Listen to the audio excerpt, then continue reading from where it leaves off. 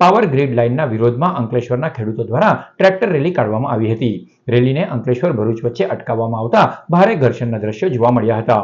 Power grid લાઇનના વિરોધમાં ભરૂચ જિલ્લાના અંકલેશ્વર અને હાંસોડ પંથકના ખેડૂતો ફરી એકવાર આંદોલનના માર્ગે ઉતર્યા છે. ખેડૂતો દ્વારા ટ્રેક્ટર રેલી યોજીને પાવર ગ્રીડ લાઇન માટે જમીન સંપાદન સામે વિરોધ નોંધાવવામાં આવ્યો હતો. ખેડૂતોની મુખ્ય માંગ જમીન સંપાદન માટે યોગ્ય અને પૂરું વળતર આપવાની છે. ટ્રેક્ટર રેલીના પગલે પોલીસ તંત્ર પણ સતર્ક બન્યું હતું. ખેડૂતો ભરૂચ કલેક્ટરને રજૂઆત કરવા જઈ રહ્યા હતા ત્યારે પોલીસે રેલીને અટકાવતા ખેડૂતોમાં રોષ ફાટી નીકળ્યો હતો. ખેડૂતો રસ્તા પર બેસી જતા અંકલેશ્વર ભરૂચ રોડ ઉપર ચક્કાજામની સ્થિતિ સર્જાઈ હતી. વિરોધના પગલે અંકલેશ્વર ભરૂચ રોડ પર વાહનોની લાંબી કતારો લાગી હતી. આશરે 2 થી 3 કિલોમીટર સુધી ટ્રાફિક જામ સર્જાતા વાહન ચાલકોને પણ મુશ્કેલીનો સામનો કરવો પડ્યો હતો. આ દરમિયાન પોલીસ અને ખેડૂત આગેવાનો વચ્ચે ઘર્ષણના દ્રશ્યો પણ સામે આવ્યા હતા. ખેડૂતોનો આક્ષેપ છે કે સરકાર દ્વારા વળતર અંગે જાહેરાત કરવામાં આવી હોવા છતાં તેમની માંગણીઓનું યોગ્ય નિરાકરણ આવ્યું નથી, જેના કારણે ખેડૂતોમાં આક્રોશ યથાવત છે.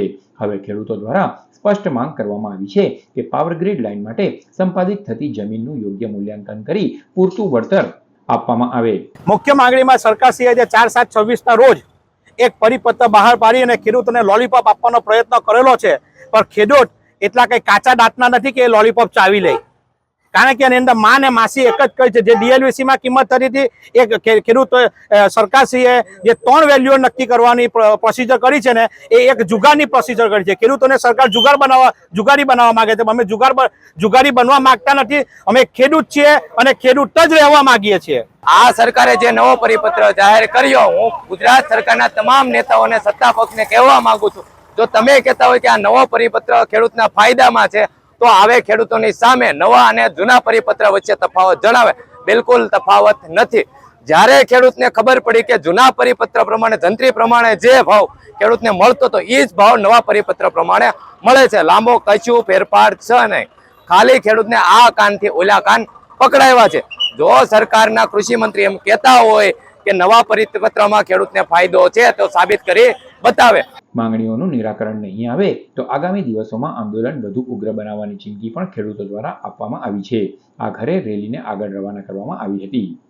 બધાનો પ્રશ્ન છે કે હું કેમ અહીંયા છું. મારો જવાબ એ છે કે આ પ્રશ્ન ફક્ત ખેડૂતોનો નથી, આ અન્યાયી નીતિઓ અને આપણા વહીવટી તંત્રની ખામીઓનો છે. એટલે હું દરેક યુવાનોને અને અમારી જનરેશનને વિનંતી કરીશ કે તેઓ આ ખેડૂતોને સમર્થન આપે.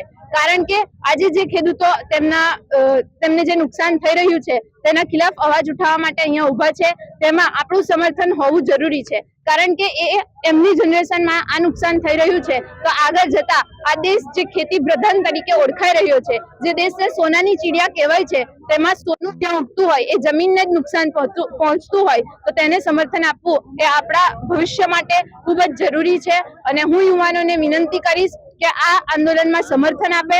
પોતાની પડતર માંગણીઓ લઈને અને આવનારી સમસ્યાઓ લઈને જે ભવિષ્ય પોતાનું જોઈ રહેલા છે કે ભવિષ્યમાં જે ખેડૂતો જમીન વગરના થઈ જવા છે એવું અમને ભવિષ્ય દેખાયેલું છે. આ ભવિષ્યને ધ્યાનમાં રાખીને આજે અમે ભરૂચ જિલ્લાના ખેડૂતો ટ્રેક્ટર રેલી સ્વરૂપે ખેડૂત સભ્યમાં રેલીનું આયોજન કરવામાં આવ્યું હતું. અને ટ્રેક્ટર 80 થી 100 ની સંખ્યામાં ટ્રેક્ટર લઈને આ બધા રસ્તા પર ઉતરેલા છે. કાયદો વ્યવસ્થાને માન આપીને પસંદ અને જવામાં આવ્યું હતું કે ભાઈ સિટીમાં જશે તો ટ્રાફિકની સમસ્યા સર્જાય એવું છે. એને માન રાખીને આજે અમે 5 ટ્રેક્ટરો ધોની સાથે લઈને અહીંયાથી આગળ કલેક્ટર કચેરી તરફ પ્રસ્થાન કરવાના છે.